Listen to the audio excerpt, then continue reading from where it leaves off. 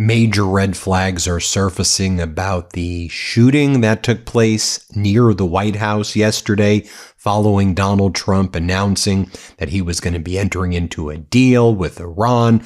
Donald Trump saying previously that he was not going to his son's wedding.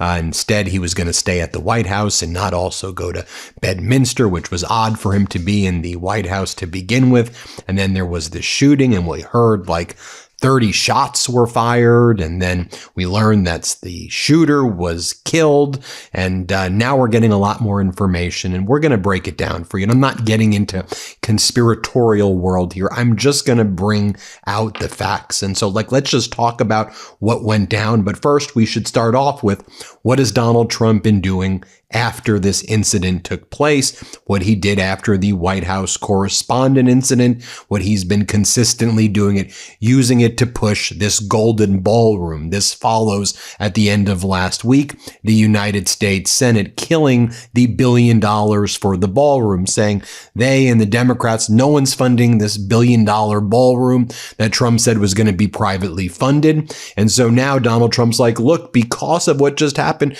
this is why we need my ballroom. This is what he also said after the White House Correspondents' Dinner incident as well.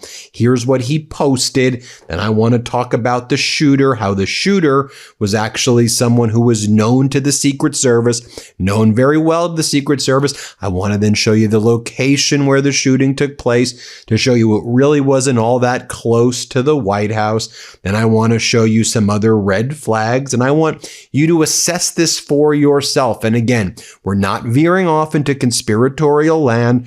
We're just going to go fact by fact. Here's what Donald Trump posted late last night about 12:23 a.m. his time. This is what he posted. Thank you to our great Secret Service and law enforcement for the swift and professional action taken this evening against a gunman near the White House, who had a violent history and possible obsession with our country's most cherished structure.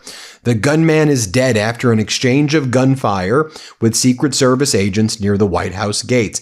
This event is 1 month removed from the White House Correspondents' Dinner shooting and goes to show how important it is for all future presidents to get what will be the most safe and secure space of its kind ever built in Washington, D.C.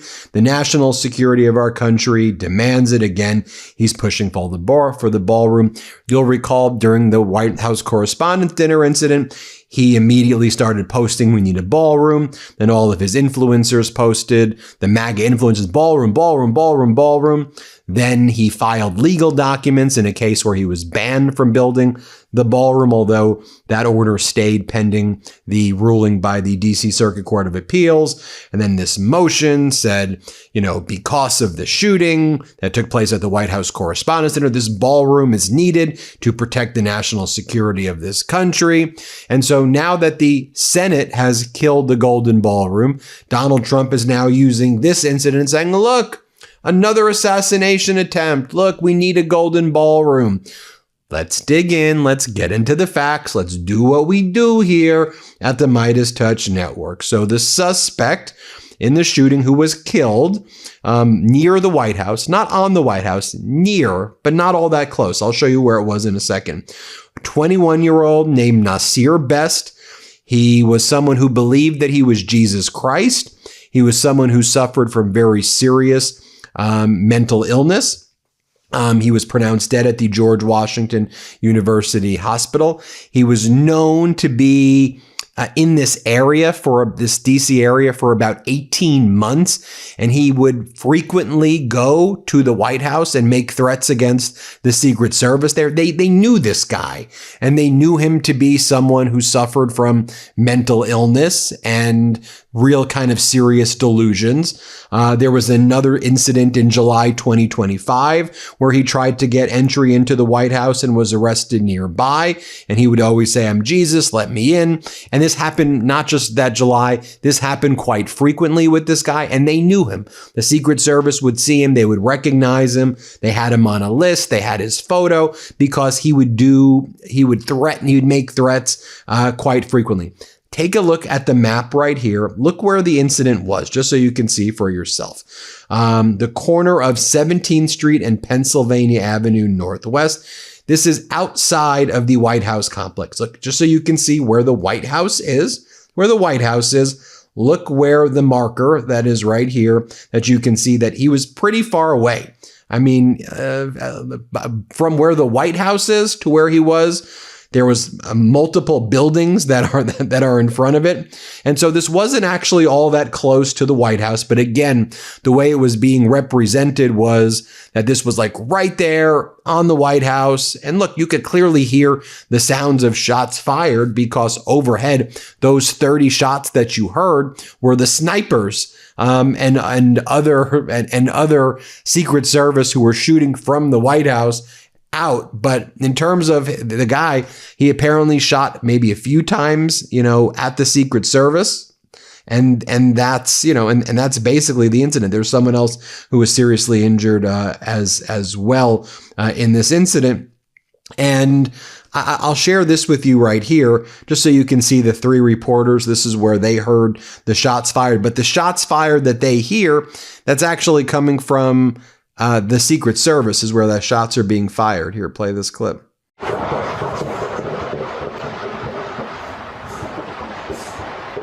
is that? What was fascinating is what was going on at TV at that exact moment. On state regime media, which called itself Fox, what were they reporting at that time?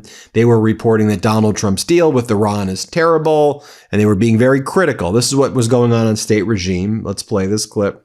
It feels like we're back to square one. Yeah. So I think that's going to be an important component. We know the president is very, very strict on that point. They cannot have a nuclear weapon. So I think that any deal is going to include that. I don't think it's going to be enough just for the strait. I agree. Without I don't know that, if that's a full win. Yeah, no deal. Yeah, then we're back to where we started.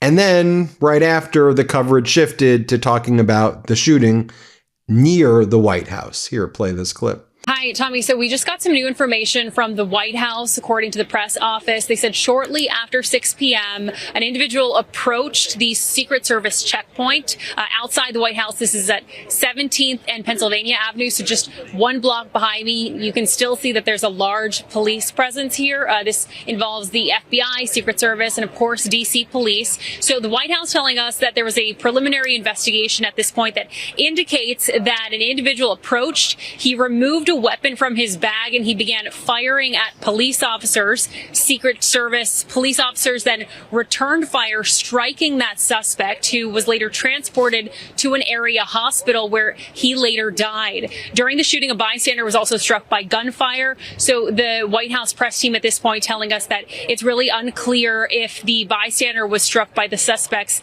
initial gunfire or during the subsequent exchange of gunfire.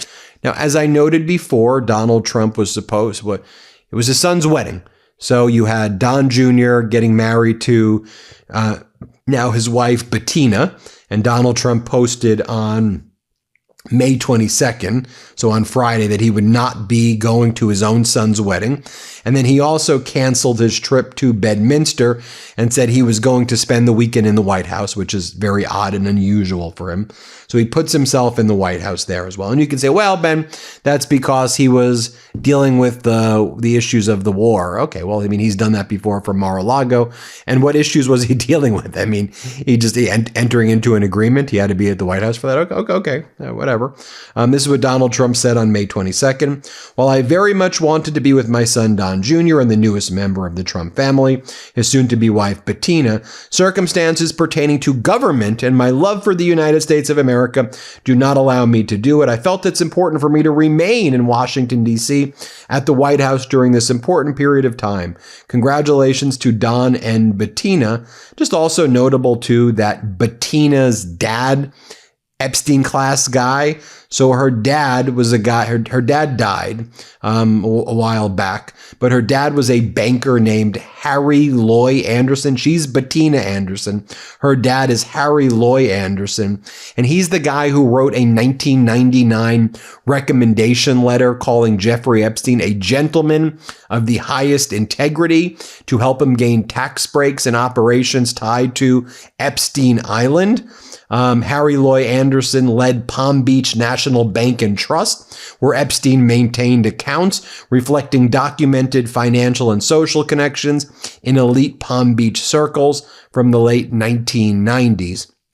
And then I'll show you too, it was very odd also, the Secret Service clamped down on the press. And so you had like Patricia Vasconcelos, and she was there, and you'll see the Secret Service was like, get in there, get in. Let me show you what went down here. Here, play this clip. Inside. Inside. Okay, sir. We are journalists. I'm so sorry. We are journalists. We're just trying to record. I understand, sir. I understand, sir. Inside. Okay, sir. I understand.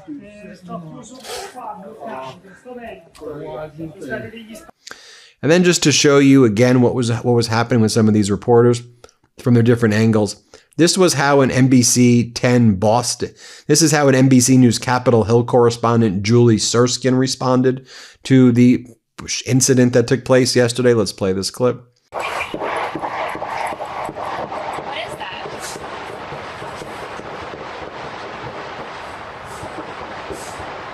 What is that?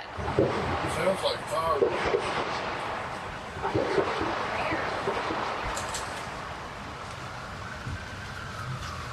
Today, but this obviously comes. Here's how another individual responded. Let's play it. Memorial Day since 2022. President Trump promises the prices will go down, but his grip on Republican support on Capitol Hill is weakening.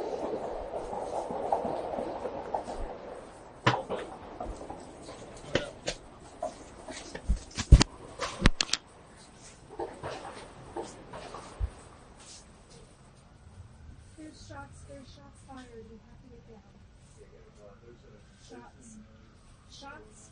There are shots fired. You're going down. Yeah, we might be there. Go down. Okay. I'm here. And here's the kind of famous clip now of Selena Wang. And here's how she responded to what went down. Play this clip. That President Trump has said a deal is close, only for the two sides to remain far apart. Now.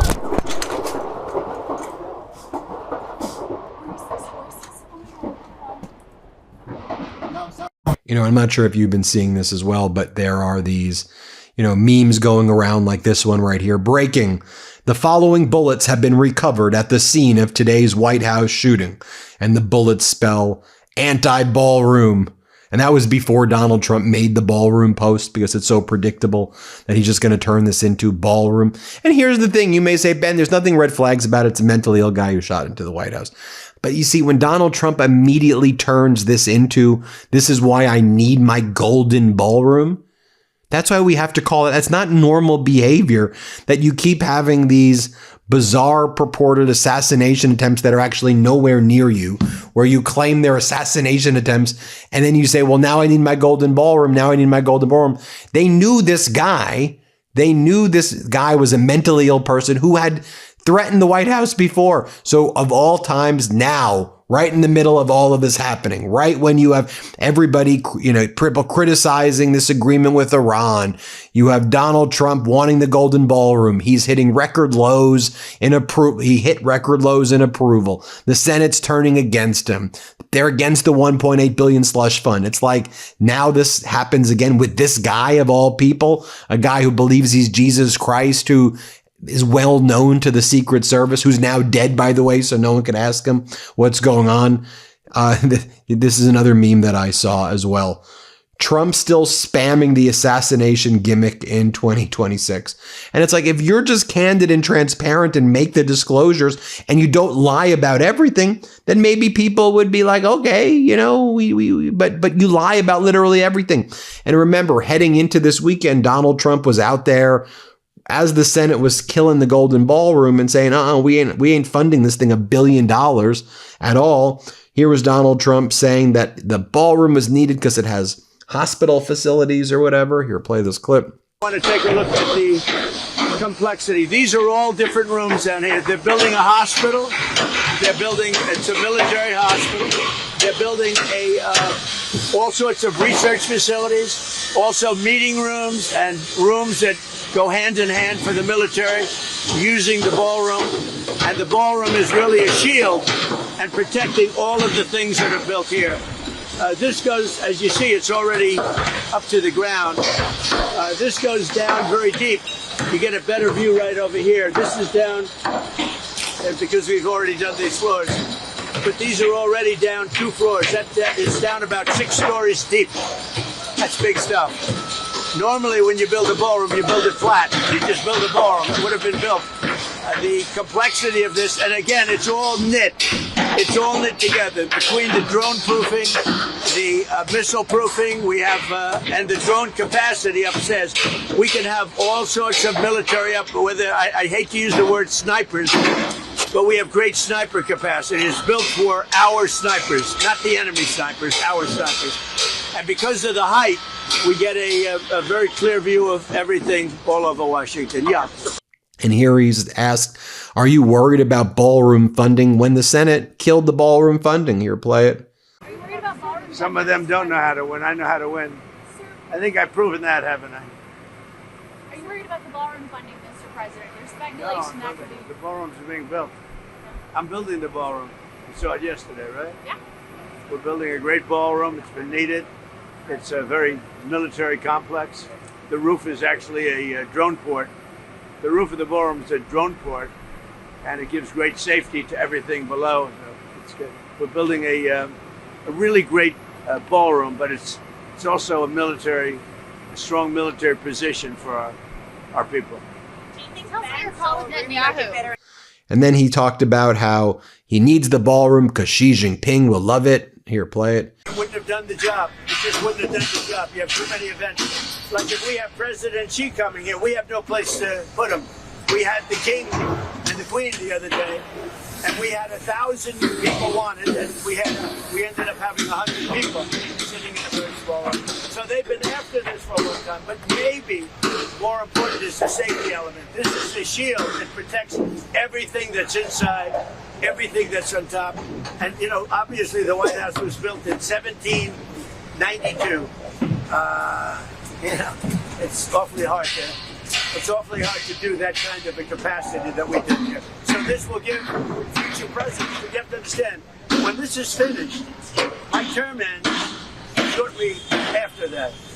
This is really for other presidents. This is not for me. This is my gift to the United States of America. I'm going to be able to use it very little because when it's finished, we're talking about 6 or 7 months. And then finally, he's like, the ballroom is my shield. The ballroom is my shield. And then this happens this weekend, seriously. Here, let's play this clip. I want to do things, but everything that you see and the money that's being put up to build the ballroom, and again, the ballroom, it's necessary for the ballroom to be built with what you see over here. It's all knitted. The air conditioning, the heating, the drone capacity, the shield. You know, the ballroom becomes a shield for everything that you see right here. Without that, they couldn't have this. They couldn't build the lower floors. Without that shield over the top of it, it's a shield that will totally protect what's downstairs. They have a lot of things going on downstairs, and some of it you see. This goes down 6 stories. You see 3 stories because it's already been built. This will be, very shortly, this will be in the form of, the roof goes along this line. Basically, it goes outside. You see where the wood is. You're going outside of that line, and then it goes straight out. And it's all protection, and everything's together. You can't build one without the other. And then even in Iran, this is what they've already made their Lego video talking about what went down. And they're kind of mocking, you know, that this seems to be happening every other week for Donald Trump. Let's play it. Yeah. Shots at the White House. Shots at the White House. Shots fired outside. 30 rounds in the night. Press going live. White House lockdown tight. Something is cooking. You can feel it in the air. Netanyahu pulling strings. He wants this war, I swear. Reporters standing there doing their evening live. Suddenly shots ringed out. Everybody died. Secret Service rushing panic on the lawn. Trump inside the building while the chaos is on. White House on lockdown. Counter snipers on the roof. Whole world watching. What the fuck is the truth? Timing feels crazy, but Iran on the brink. BB, what's the war? That's what everybody thinks. Drums of war beating. We hear them loud. loud and clear. We do not want war, but the choice ain't ours, my dear. Shots fired outside, 30 rounds in the night. And here's what Senator Cassidy, who Donald Trump forced out, basically endorsed Senator Cassidy's primary opponent. And here's what Senator Cassidy said, one of the reasons he's not funding the ballroom. Let's play it. There's no architectural plans. There is no environmentals. There's no engineering. There's no sense of, when we ask, how did it happen to cost exactly $1 billion? In my mind, that is, it could cost a lot less. It could cost a lot more. I just don't get it. Well, there you have it, folks. Let me know. You let me know what you think. Hit subscribe. Let's get to 7 million subscribers. Thanks everybody so much for watching. New Meidas merch. Head to store.MeidasTouch.com today and get yourself the best pro-democracy gear and show your support. That's store.MeidasTouch.com.